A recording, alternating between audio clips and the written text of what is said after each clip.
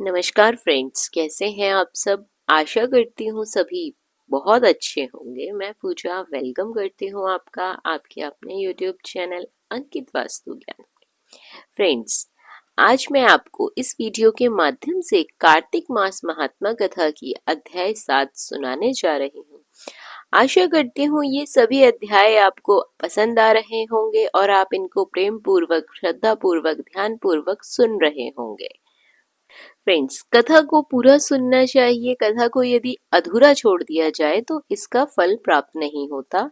कार्तिक मास में जिस प्रकार व्रत रखने का फल मिलता है, उसी प्रकार कथा सुनने वालों को भी उचित फल मिलता है। विष्णु भगवान की कृपा प्राप्त होती है, साथ ही बैकुंठ की प्राप्ति होती है।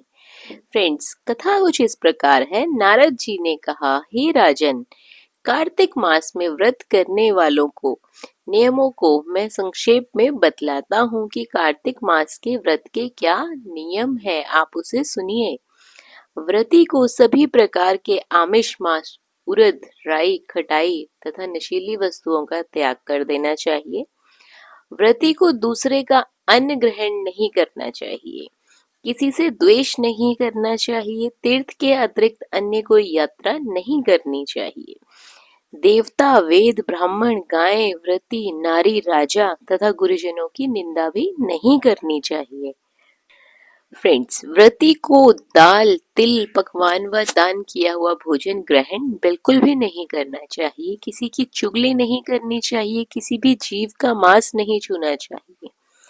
पान, कत्था, चूना, नींबू, मसूर, बासी तथा जूठे अन्न का भी प्रयोग नहीं करना चाहिए। गाय, बकरी, भैंस के अतिरिक्त अन्य किसी पशु का दूध नहीं पीना चाहिए। कांसे के पात्र में रखा हुआ पंचगव्य, बहुत छोटे घड़े का पानी तथा केवल पका हुआ अन्न प्रयोग करना चाहिए। कार्तिक मास के व्रत करने वाले मनुष्य को सदैव ब्रह्मचर्य का पालन करना चाहिए। उसे धरती पर सोना चाहिए और दिन के चौथे पहर में केवल एक बार पत्तल में भोजन करना चाहिए। फ्रेंड्स, आपको बता दूं कि व्रती कार्तिक माह में केवल नरक चतुर्दशी, जिसे छोटी दिवाली भी कहा जाता है, उसी दिन अपने शरीर में तेल लगा सकता है। कार्तिक माह में व्रत करने वाले मनुष्य को सिंघाड़ा, प्याज, मट्ठा, गाजर, मूली, काशीफल, लौकी, तरबूज, ये चीजें बिल्कुल भी नहीं खानी चाहिए।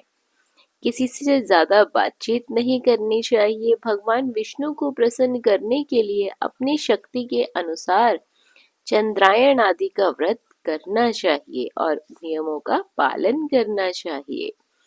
व्रती को प्रतिपदा को कुम्हड़ा, द्वितीय को कटहल, तृतीय को तरुणी स्त्री, चतुर्थी को मूली, पंचमी को बेल, षष्ठी को तरबूज, सप्तमी को आंवला, अष्टमी को नारियल, नौवीं को मूली, दशमी को लौकी, एकादशी को परमल, द्वादशी को बेर, त्रयोदशी को मट्ठा, चतुर्दशी को गाजर तथा पूर्णिमा को शाक का प्रयोग नहीं करना चाहिए। रविवार को आंवले का प्रयोग भी नहीं करना चाहिए। कार्तिक मास में व्रत करने वाले मनुष्य यदि इन शाकों में से किसी शाक का सेवन करना चाहे तो पहले ब्राह्मण को देखकर फिर ग्रहण कर सकते हैं। यही विधान माघ माह के व्रत में भी होता है। देवोत्थान एकादशी से पहले कही गई विधि के अनुसार नृत्य, जागरण, कीर्तन करना चाहिए। इसको विधि पूर्वक करने वाले मनुष्य को यमदूत ऐसे भाग जाते हैं जैसे सिंह की गर्जना से हाथी भाग जाते हैं। फ्रेंड्स, आपको बता दें कि कार्तिक माह का व्रत सभी व्रतों में श्रेष्ठ माना जाता है।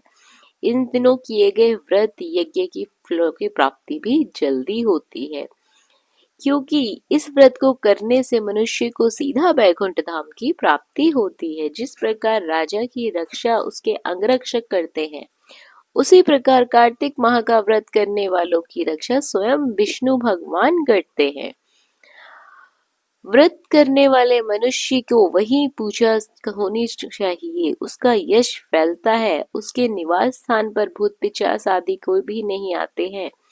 विधि पूर्वक कार्तिक माह का व्रत करने वाले मनुष्य के पुण्यों का तो हम वर्णन भी नहीं कर सकते और स्वयं ब्रह्मा जी भी इनका वर्णन करने में असमर्थ हैं। यह व्रत सभी पापों का नाश करने वाला होता है, पुत्र पौत्र प्रदान करने वाला होता है, धन धान्य में वृद्धि करने वाला होता है। फ्रेंड्स, ये थे अध्याय 7। इससे पहले के अध्याय यदि आपने नहीं सुने हैं तो श्रवणकर्ताओं को 1 से लेकर 6 तक के अध्याय भी सुन लेने चाहिए, ताकि आपको आगे की कथाएं समझ में आ सके। आशा करती हूँ आपको ये कथाएं पसंद आ रही होंगी, आपके लिए ये पुण्य फलदायी होंगी। वीडियो अच्छी लगी हो तो वीडियो को लाइक और शेयर जरूर करें। बने रहिए आपके अपने YouTube चैनल अंकित वास्तु ज्ञान में। धन्यवाद।